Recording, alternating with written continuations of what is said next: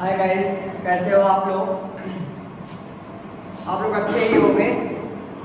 देखिए, लॉकडाउन चल रहा है तो इस वजह से आप ऑनलाइन पढ़ाने की कोशिश की जा रही है। देखिए, पहला चैप्टर जो है जैव प्रकरण। हमें पढ़ना क्या है? जैव प्रकरण यानी जैव प्रकरण है क्या। तो सबसे पहले हम बात करेंगे कि जैव प्रकरण है क्या, उसको जानने की कोशिश करेंगे। इस चैप्टर में है क्या। जब इस चैप्टर को जानने की कोशिश करेंगे, इस चैप्टर के बारे में इसमें देखेंगे कि कौन कौन सी टॉपिक है, उसके कितने भाग होते हैं, उन्हें कितने भागों में विभाजित किया गया है, तब इस हिसाब से ही हम इस टॉपिक को और इस सिलेबस को हम पढ़ पाएंगे। तो सबसे पहले होता है जैव प्रकरण यानी जैव प्रकरण है क्या। जो जीवों के, आप जानते हो, जो जीवों के अंतर्गत क्या हो, पराक्रम करता हो, जो जीवों में पराक्रम करे वही जैव पराक्रम कहलाता है। तो जैव पराक्रम में सबसे महत्वपूर्ण चीज आती है, क्या आती है? सबसे पहले चीज आती है उपापचय। क्या आती है? उपापचय। आप समझ रहे हो ना मेरी बात? हाँ, आप समझ रहे हो। मुझे ऐसा लग रहा है कि पहला जो होता है वो होता है उपापचय। अब देखिए, उपापचय जो है उसको कितने भागों में डिवाइड किया गया है, कितने भागों में बांट दिया गया है। तो पहला जो बांटा गया है उसको, पहला जो है वो उपचय है और तथा दूसरा अपचय है। देखिए, आप लोग पढ़ रहे हैं कि मतलब उपापचय को कितने भागों में डिवाइड किया गया है। तो पहला जो है उपचय तथा दूसरा अपचय। आप समझ गए? उपापचय को दो भागों में डिवाइड किया गया है, समझ गए? अब देखिए, इसके बाद आगे बढ़ते हैं। इस जैव प्रकरण जो टॉपिक है, जो लेसन है, इस लेसन में आगे बढ़ते हैं। तो इस लेसन में हमारे लिए महत्वपूर्ण हो जाएगी, जो बोर्ड पेपर में आने के लिए भी काफी हम लोग हमें ये होगा कि हो सकता है बोर्ड पेपर में आ जाए। फिर हमें देखेंगे आगे होता है हमारे क्या, पोषण। हम पढ़ेंगे इसमें पोषण। पोषण क्या है और पोषण के बारे में क्या होगा, हम अगले पार्ट में आपको इस सारे टॉपिक के बारे में, एक एक टॉपिक के बारे में विस्तार पूर्वक समझा देंगे। तो पहले आप जान लीजिए कि जैव प्रकरण जो है इसके बारे में कितनी टॉपिक हमको पढ़ना है और उनके बारे में जानना है, जो हमारे आने वाले बोर्ड पेपर में हमारे लिए काफी कारगर साबित हो सके। तो उसके बाद आप जानेंगे जैव प्रकरण में हम दो प्रकार के पढ़ेंगे। पहला जो है उपचय पढ़ेंगे तथा दूसरा अपचय। उसके बाद हम आगे बढ़ेंगे तो हमारा क्या आएगा, पोषण। पोषण को जब पढ़ेंगे तो पोषण में एक विविधता होती है, उसे जो देखा जाएगा वह स्वपोषी पोषण होता है। क्या होता है? स्वपोषी पोषण होता है। तो आप समझ गए। अब देखिए, आगे जब पढ़ेंगे स्वपोषी पोषण को तो उसमें प्रकाश संश्लेषण यानी फोटोसिंथेसिस हमें मिलेगा, देखने को मिलेगा। अब जब प्रकाश संश्लेषण पढ़ेंगे तो प्रकाश संश्लेषण को जब हम पढ़ेंगे तो उसका कार्य विधि भी हमको देखना पड़ेगा। जब हम कार्य विधि को देखेंगे, इसको देखेंगे कार्य विधि को, इसकी कार्य विधि को, प्रकाश संश्लेषण के कार्य विधि को हम देखेंगे। तो उसमें हमें कार्य विधि को जब देखेंगे तो सबसे पहले के कार्य विधि में हमारा जो आएगा वो विषम कोशी पोषण आएगा। क्या आएगा? विषम कोशी पोषण। क्या आएगा? विषम कोशी पोषण। उसके बाद हम दूसरा जब उसमें कार्य विधि में जाएंगे तो हमारा दूसरा जो आएगा वो कुपोषण आएगा। क्या आएगा? कुपोषण। आप समझ गए।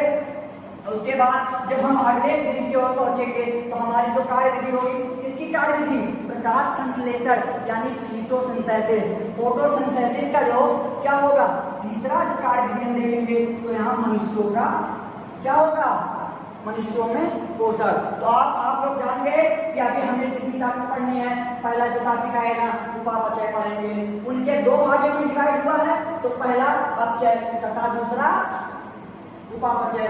और उसके बाद में हम आगे आएंगे तो हमारा क्या पढ़ेंगे, पोषण।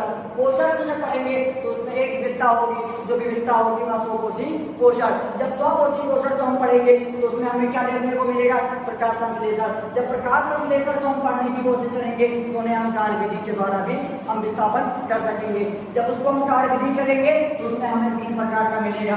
पहला विषम कोशी पोषण, दूसरा कुपोषी पोषण तथा मनुष्यों में। देखिए, आपको हम बताए थे प्रकाश संश्लेषण की जब क्रिया विधि, तीन विधियां आप करते हैं, उस विधियों में आप करेंगे तीन प्रकार की पढ़ेंगी, विषम कोशी पोषण, कुपोषी पोषण और मनुष्य में पोषण। ये चीज आपको हमने बताया था। उसके बाद उसी में आगे देखते हैं पोषण। अभी पोषण ही चलेगा, लेकिन पोषण के अंतर्गत यानी अभी तो वो तीन महत्वपूर्ण चीजें हमने जानी कि जब प्रकाश संश्लेषण की क्रिया विधि को करेंगे तो हमें तीन चीजें मिलेंगी। उसमें मिलेगा विषम कोशी पोषण, कुपोषण और मनुष्यों में पोषण।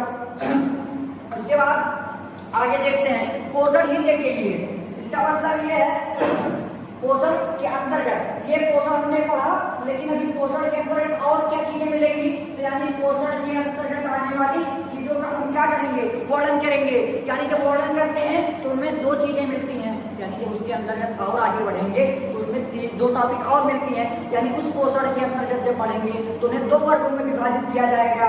जो वर्ग में विभाजित किया जाएगा वो पहला वर्ग जो होगा वो पाचन होगा और दूसरा जो होता है आहार नाल होगा। देखिए आपके आगे हम बता रहे थे अभी तक 3 पोषण, उसके बाद में उसी के अंतर्गत पहुंचेंगे, मुझे उसके अंतर्गत पहुंचना है, फिर उसमें जानना होता क्या है। तो मुझे क्या पता चला, पहले पता चला कि पोषण के अंतर्गत हमें 2 प्रकार की चीजें मिलती हैं, पहला पाचन और दूसरा आहार नाल। ये आप क्लियर हो गए, आपका डाउट क्लियर हो गया होगा कि आपने पोषण यानी पोषण पढ़े तो पोषण के अंतर्गत क्या आया, पहला आया पाचन और दूसरा आहार नाल। इतना क्लियर हो गया, आगे बढ़ते हैं। अब देखते हैं इन 2 चीजों में क्या है। तो इसमें 2 चीजों में जो आहार नाल है उसको कितने भागों में विभाजित किया गया है, उसे हम 7 भागों में विभाजित कर दिया जाता है।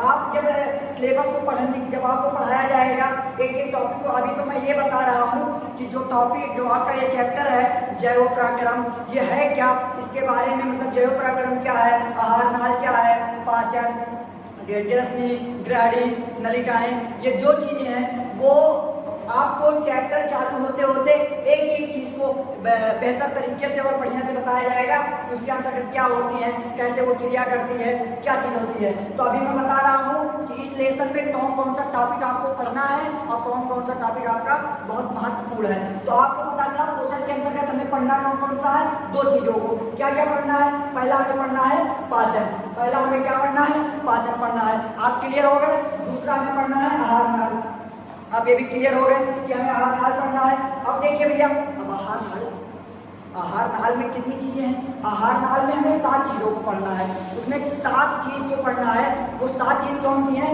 तो आपको सीधी सीधी बात में बताया गया है कि आहार नाल को 7 भागों में क्या किया गया है, बांट दिया गया है, विभाजित कर दिया गया है। तो आप देखते हैं पहला क्या है, पहला होता है मुख गुहा में पाचन, यानी मुख गुहा में पाचन क्रिया कैसे होती है, आपको ये भी पढ़ना है। पहला आपको क्या पढ़ना है, मुख गुहा में पाचन किस प्रकार से होता है। फिर दूसरा आपको क्या पढ़ना है, दूसरा आपको पढ़ना है ग्रसनी में पाचन। अब देखिए जो 7 था तो हम दूसरे टॉपिक पर पहुंचे, तो दूसरा हमारा है यानी क्या है कि हमें ग्रसनी में पाचन, ये क्या है, इसको भी पढ़ना है। उसके बाद हमें आगे बढ़ना है, तीसरा जो आएगा वो आएगा ग्रास नली में पाचन, यानी ग्रास नली में पाचन किसके द्वारा होता है, कैसे होता है, इसको भी हमें पढ़ना है। फिर आगे चलते हैं, जो चौथा है वो आमाशय में पाचन, यानी आमाशय में जो पाचन होता है वो किसके द्वारा होता है। आगे देखते हैं, आगे हमारा क्या आता है, ग्रहणी में पाचन, यानी ग्रहणी में पाचन किसके द्वारा होता है, उसका कार्य क्या होता है, उसको हम जानने की कोशिश करेंगे। उसके बाद आगे आता है छोटी आंत में पाचन, यानी छोटी आंत में पाचन किसके द्वारा कैसे होता है, उसको भी हमें पढ़ना है। उसके बाद क्या आता है, बड़ी आंत में पाचन। आप क्लियर हो गया होगा, हम जान रहे हैं कि आप लोग एकदम क्लियर हो गए कि आपको पता चल गया कि आहार नाल में 7 जगहों में विभाजित किया गया है।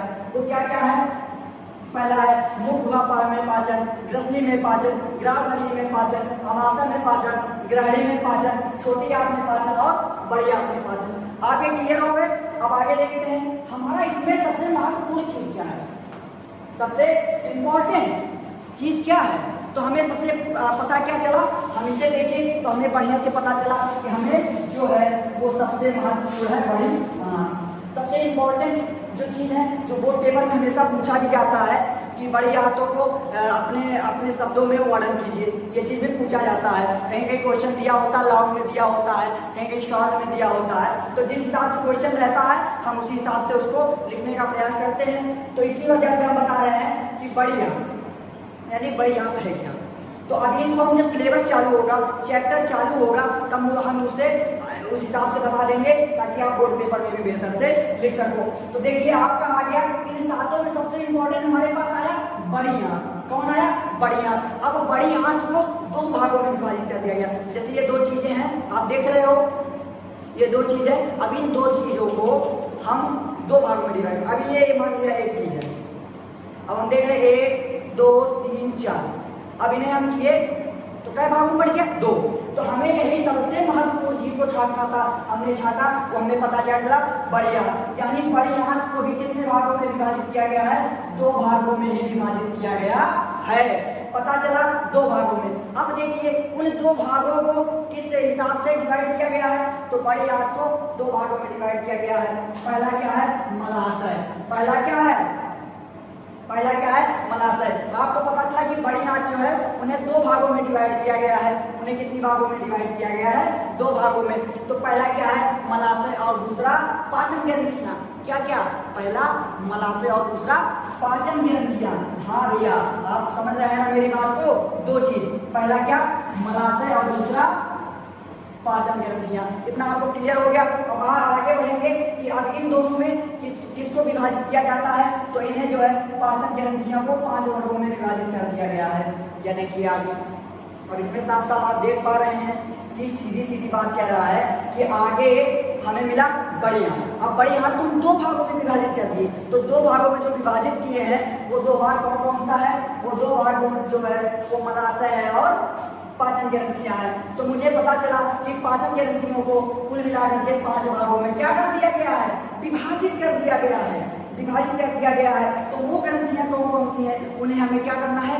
जानने की कोशिश करना है। क्या करना है? जानने की कोशिश करना है। तो आइए हम इसी यहाँ पे देखिए, जब आपको मैं चैप्टर पढ़ाऊंगा तो इस सब एक एक ग्रंथियों को, एक एक चीजों को मैं एकदम बेहतर तरीके से बताऊंगा और आप अपने शब्दों में भी लिखने में सक्षम हो सकेंगे। तो देखिए अब पाचन ग्रंथियां आया, उसमें 5 वर्गों में क्या कर 5 वर्गों में विभाजित किया गया। ये आपका डाउट क्लियर हो गया? हम जान गए कि हमें ग्रंथियां जो है वो 5 वर्गों में विभाजित हो गई है। तो पहला आइए बात करते हैं। पहला जो है वो लार ग्रंथियां। पहला क्या है? लार ग्रंथियां। दूसरा क्या है? कर्णमूल ग्रंथियां। कर्णमूल ग्रंथियां, ठीक है?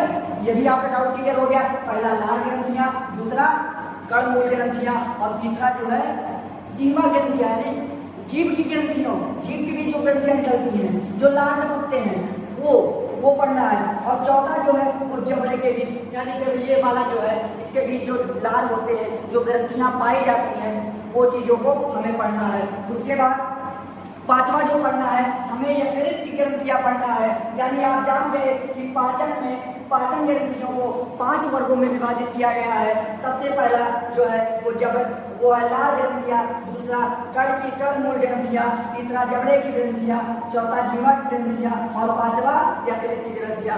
आपका डाउट क्लियर हो गया? आपको ये सब चीजों को पढ़ना है।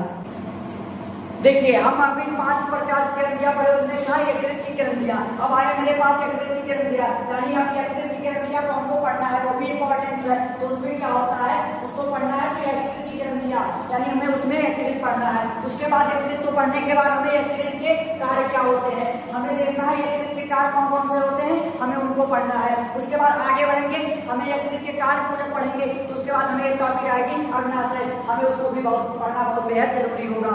उसके बाद अग्नाशय को पढ़ने के बाद फिर उसका कार्य भी देखेंगे, उसके कार्य को क्या किया जा सकता है, उसके कार्य को जब पढ़ेंगे तो उसके बाद विस्तारपूर्वक हम उल्लेख करने में क्या हो जाएंगे? सक्षम रहेंगे। आप क्लियर हो गया? आपको ये 3 टॉपिक को जो अभी तक जितने टॉपिक बताए हैं इतना आपको टॉपिक इंपॉर्टेंस है। इस लेसन में इतनी टॉपिक आपको पढ़ना है। आगे देखिए, इन्हें जो है अग्नाशय के कार्य को देखेंगे तो इन्हें जो है इनके अंतर्गत जितनी एंजाइम्स पाई जाती हैं, जो अग्नाशय के कार्य को जब पढ़ेंगे तो उसमें 3 प्रकार की एंजाइम्स पाई जाती हैं और उसमें जो है ट्रिप्सिन एंजाइम्स और एमिनो एंजाइम्स और ट्रिप्सिन एंजाइम, ये 3 प्रकार के एंजाइम से आपको पढ़ना है। पहला ट्रिप्सिन एंजाइम, दूसरा एमिनो एंजाइम और ट्रिप्सिन एंजाइम। आपको ये तीनों एंजाइम क्या करना है? पढ़ना है। आप क्लियर हो गए? उसके बाद आप आगे पहुंचेंगे तो आपको श्वसन पढ़ना है, यानी श्वसन, सांस लेने की प्रक्रिया को पढ़ना है। तो जब श्वसन पढ़ेंगे तो श्वसन में सबसे महत्वपूर्ण चीज होता है मानव श्वसन, यानी मनुष्य का जो जीवन होता है उसको देखना है, उसमें सांस लेने की प्रक्रिया क्या होती है, आप उसे पढ़ेंगे। उसके बाद जब श्वसन तंत्र को पढ़ेंगे तो श्वसन तंत्र को दो भागों में विभाजित किया गया है। पहला भाग नासा श्वसन तंत्र और दूसरा नासापथ तंत्र। आपको ये भी दो टॉपिक आपको पढ़ना बेहद जरूरी होगा। आप क्लियर हो गए? आपको इतना टॉपिक भी पढ़ना है। उसके बाद आप नासापथ पे जाएंगे तो आपको ग्रंथि पढ़ना है और वायुनाल पढ़ना है। आप ये भी क्लियर हो गए कि आप अभी इस चैप्टर को चालू करना है। आप इस चैप्टर पे जब चालू होंगे तो आपको इतनी चीजें पढ़नी है। उसके बाद आगे बढ़ेंगे तो आपको कंटेंट पढ़ना है और कंटेंट को जब पढ़ेंगे तो उन्हें दो भागों में विभाजित किया गया है। पहला श्वास नली और तीसरा मुख्य श्वास तंत्र। इतना क्लियर हो गया? इतना आप पढ़ने के बाद आप लास्ट टॉपिक इस चैप्टर का लास्ट टॉपिक जो पढ़ेंगे वो क्या होगा? फेफड़ा। क्लियर हो गए? आपको जितना बताया गया है इतनी टॉपिक आपको पढ़ना है। पार्ट 2 में आपको एक एक चीजों के बारे में वर्णन करके बताया जाएगा।